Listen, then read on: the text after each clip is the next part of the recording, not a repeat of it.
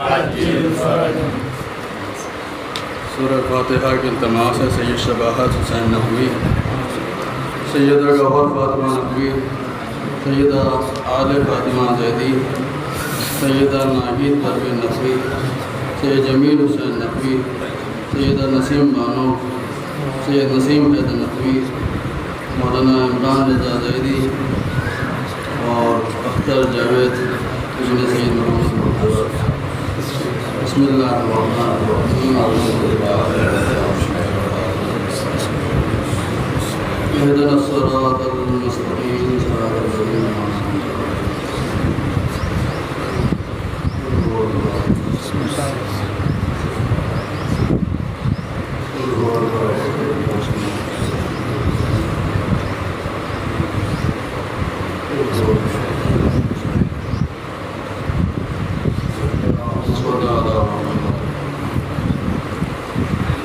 ربنا اغفر لي ولوالدي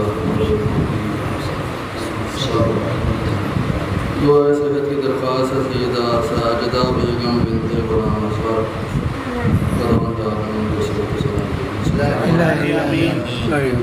سلام کے لیے درود پڑھنا۔ اللہم صلی علی محمد وآل محمد۔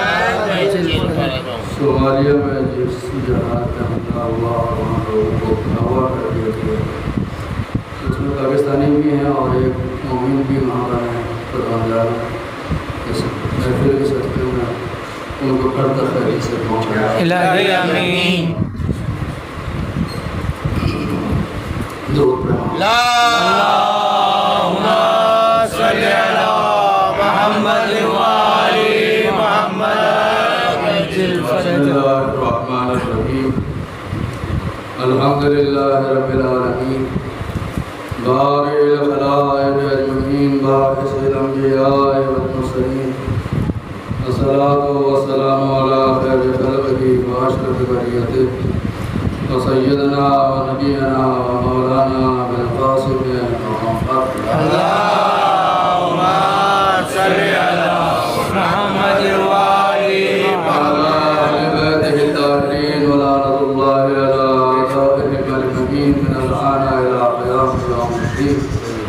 اعوذ باللہ من الشیطان الرجیم، بسم اللہ الرحمن الرحیم۔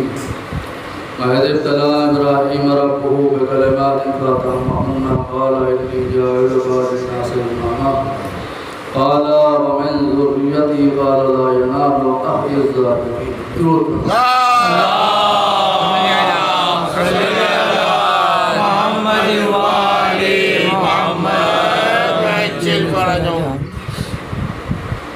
مولانا امام رضا علیہ السلام کی ولادت کا موقع ہے۔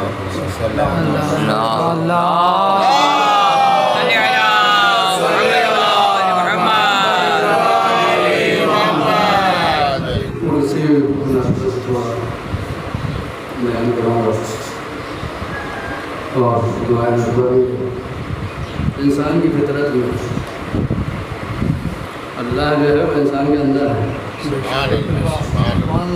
لیکن ہم جو ہے وہ سب بھول جاتے ہیں، لیکن مصیبت میں خدا یاد آ جاتا ہے۔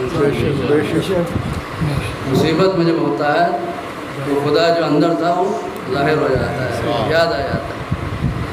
اور آپ نے دیکھا ہوگا کہ اگر کوئی معاشی طور پر پریشان ہو، عام طور پر ایسا ہی ہوتا ہے کہ جو بیچارے معاشی اقتصادی حالت جن کے ٹھیک نہ ہوں، کہتے ہیں مولانا صاحب دعا کریں، بڑی پریشانی ہے، لیکن کبھی پیسے والا نہیں کہتا کہ میں بھی پریشان ہوں۔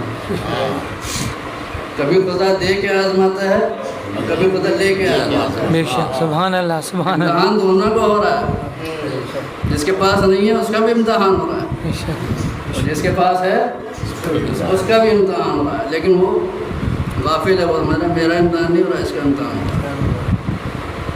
بہرحال امام رضا علیہ السلام اللہم صلی علی محمد وآل محمد۔ جب مامون نے خراسان بنایا امام کو تو حکم اس کا یہ تھا کہ ایسے راستے سے لایا جائے کہ جہاں پر شیعہ نہ بستے ہوں، اہل سنت کا علاقہ ہو۔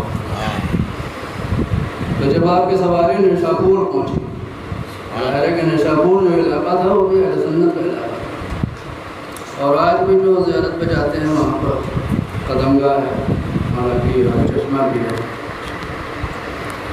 تو جب وہ سواری وہاں پہنچی تو 20,000 علماء اہل سنت سبحان اللہ سبحان اللہ، انہوں نے امام کی سواری کا استقبال کیا اور خواہش کی کہ رسول کی حدیث کو فرزند رسول سے سنیں۔ سبحان اللہ سبحان اللہ، تو آپ نے فقط حدیث بیان نہیں کی بلکہ وہ سلسلہ بیان کیا کہ جہاں سے حدیث آئی ہے، یہ حدیث جو حدیث ہے سلسلۃ الصحابہ، سلسلہ ہے، ایک سنہری سلسلہ ہے۔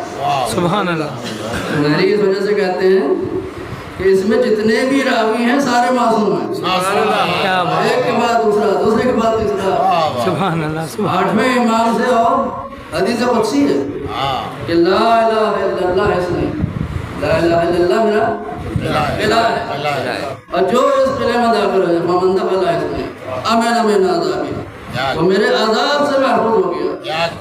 لا الہ الا اللہ میرا قلعہ ہے۔ اور جب رسول خدا نے اپنی تقریر کا آغاز کیا تو یہی ایک جملہ لا الہ الا اللہ، قولوا لا الہ الا اللہ تفلحون، بس لا الہ الا اللہ کہہ دو فلاح ہو جاؤ گے۔ سبحان اللہ، تو لوگ سمجھے کہ لا الہ الا اللہ کا مطلب یہی ہے جو سمجھ میں آ رہا ہے، لیکن جب سواری آگے بڑھی تو امام نے پھر اس سواری کو روکا اور جہاں سے، اور پھر فرمایا کہ اس کی شرطیں بھی ہیں، اس لا الہ الا اللہ کی شرطیں ہیں، من شروطہا وانا من شروطہا، سبحان اللہ سبحان اللہ، یعنی امامت جو ہے وہ شرط لا الہ الا اللہ۔ بے شک، اگر لا الہ الا اللہ ہو امامت نہ ہو تو لا الہ الا اللہ کا کوئی مفہوم نہیں ہے۔ اور آپ اگر دیکھیں تو میرے گھر کے اوپر بھی میں نے حدیث وہاں پہ لگائی ہوئی ہے کہ ولایت علی ابن ابی طالب، اس لیے سبحان جہاں لا الہ الا اللہ میرا قلعہ ہے، وہاں پر ولایت علی جو ہے وہ قلعہ ہے۔ بے شک، کیا بات، یعنی لا الہ الا اللہ کہیں اور ولایت علی کہیں، بات ایک ہی ہے۔ بے شک بے شک بے شک بے شک، سبحان اللہ، توحید جو ہے جب تک ولایت نہ ہو توحید کا کوئی مطلب نہیں، کوئی مقصد نہیں۔ تو 20,000 افراد نے اس حدیث کو جو ہے وہ نقل کیا۔ درود پر محمد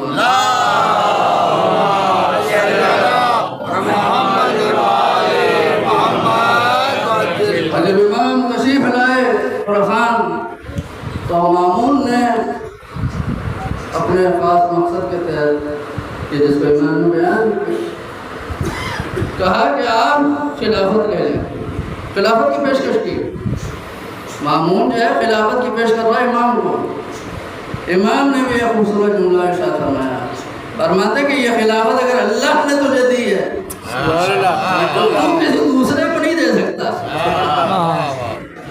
توجہ کرو، اگر یہ خلافت اللہ نے تجھے دی ہے تو پھر کسی دوسرے کو نہیں دے سکتا، اور اگر یہ تیری ہے نہیں تو جو چیز تیری ہے نہیں وہ کسی کے دوسرے کو کیسے دے سکتا۔ سبحان اللہ،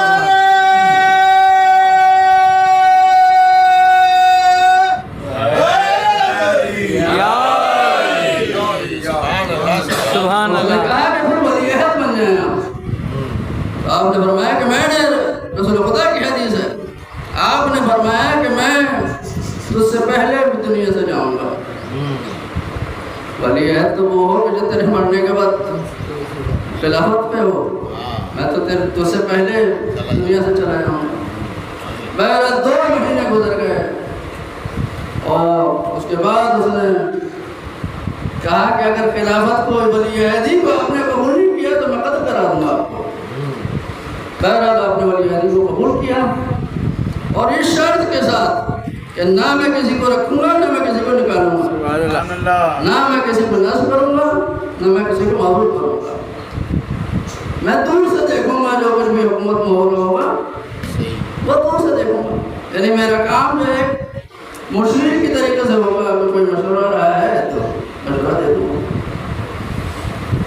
بہرحال اس شرط کے اوپر جو اس خلافت کو جو ہے ولی عہدی کو جو ہے وہ آپ نے قبول کر لیا اور پھر آپ نے اس کو مقصد بھی بیان کیا کہ تیرا مقصد یہ ہے کہ لوگ یہ سمجھیں کہ انہوں نے دنیا کو نہیں چھوڑا تھا، دنیا نے ان کو چھوڑا ہوا تھا، اور جب دنیا ان کو مل گئی تو یہ دنیا کی لالچ میں فوراً ولی عہد بن گئے۔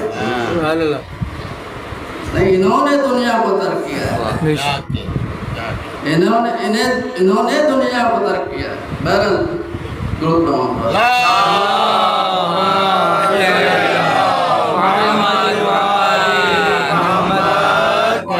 اس شرط کے ساتھ جو ہے امام نے اس ولی عہدی کو جو ہے قبول کیا، اور جب عید کا موقع آیا تو مامون نے کہا کہ آپ نماز پڑھائیں، تو آپ نے فرمایا کہ میں نے تو شرط رکھی تھی، وہ یہ چاہتا تھا کہ ولی عہد ہے تو ظاہر ہے کہ وہ نماز پڑھائیں، اور یاد رکھیں کہ نماز پڑھانے کا حق جو ہے وہ حاکم کو ہے، حاکم نماز پڑھائے۔ بہرحال جب امام نے کہا فرمایا کہ میں نے تو شرط رکھی تھی کہ میں حکومت کے معاملات میں مداخلت نہیں کروں گا، جو نماز پڑھاتا ہے نماز پڑھاتا ہے۔ کہا نہیں، آپ نماز پڑھائیں، تو آپ نے فرمایا کہ میں اس طریقے سے نماز کے لیے جاؤں گا کہ جس طریقے سے نبی جاتے تھے ولی جاتے تھے، سبحان اللہ سبحان اللہ، جس طریقے سے وہ جاتے تھے اس طریقے سے میں جاؤں گا۔ تو اس نے کہا کہ جس طریقے سے آپ جانا چاہیں جائیں، اسے نہیں معلوم تھا یہ تو نماز کی امامت ہے، سبحان اللہ سبحان اللہ، امت کی امامت نہیں، نماز کی امامت سمجھ نہیں آ رہی، نماز کی امامت۔ کہا جیسے آپ جانا چاہیں آپ جائیں۔ تمام افسران جو تھے اس نے اور دربان جو تھے پہنچتے اپنی حکم دیا کہ جب صبح ہو عید کا دن آئے تو سب جو ہے وہ امام کے دروازے کے اوپر پہنچ جائیں۔ تو ایسے ہی ہوا، لوگ گھروں سے باہر آ گئے، لوگ چھتوں کے اوپر چڑھ گئے، عورتیں بچے استقبال کے لیے کھڑے ہو گئے کہ سواری یہاں سے گزرے گی۔ سبحان اللہ، امام کا دیدار ہوا، ظاہر کے طریقے کا دیدار ہو سکتا ہے پہلے کبھی میسر میں نہ آیا ہو، اس طریقے سے اتنی آزادی نہ ہو امام کو، لیکن آج جو ہے ولی عہد کی طور پر جو ہے وہ امام تشریف لے جا رہا ہے۔ آپ نے فرمایا کہ میں اس طریقے سے جاؤں گا کہ جس طریقے رسول خدا جاتے تھے۔ جب عید کا دن آیا، غسل کیا، خوشبو لگائی، لباس پہنا، ہاتھ میں عصا لیا، سفید امامہ باندھا، اور اس کے بعد جب چلنے لگے تو آپ نے کپڑا جو ہے پنڈلیوں تک جو ہے وہ اونچا کر لیا اس کو۔ تو افراد میں جو سوار تھے، ظاہر فوج تھی وہ تو سوار تھے سب، لیکن امام جو ہے وہ پیدل تھے، امام جو ہے وہ پیدل تشریف لے جا رہے ہیں، اور اس طریقے سے جا رہے ہیں کہ ننگے پیر ہیں، لیکن جب وہ سوار تھے انہوں نے جو یہ حالت دیکھی تو انہوں نے بھی سواری کو چھوڑ دیا اور ننگے پیر ہوئے۔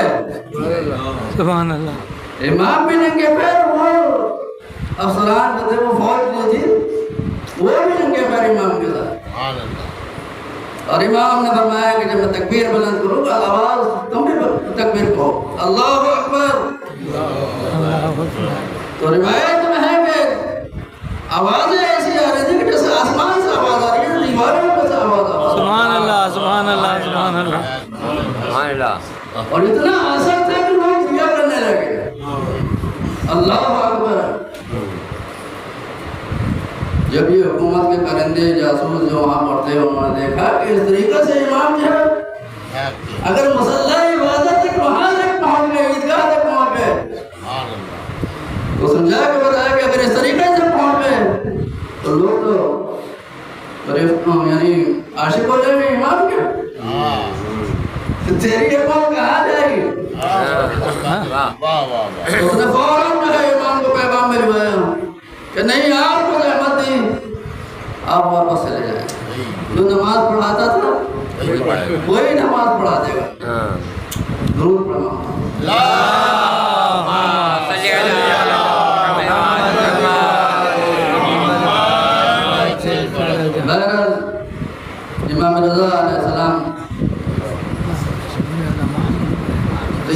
امامت ہے. توحید کی امامت جو ہے وہ توحید کی شرط جو ہے وہ امامت ہے. اور درود پر محمد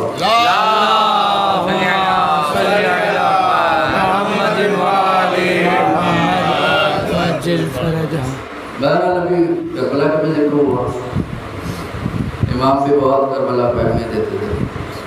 تو کسی نے سوال کیا کہ آپ کربلا کو اتنی اہمیت دیتے ہیں؟ تو آپ فرماتے ہیں اس وجہ سے اہمیت دیتا ہوں کہ کہیں غدیر کی طریقے سے تم کربلا کو نہ بلائے. غدیر یاد رہے, غدیر کی طریقے سے کربلا کو نہ بلائے. ایک کربلا ہو, غدیر ہو, سب کا مقصد جو ہے وہ ایک ہی ہے. بہرحال درود پر محمد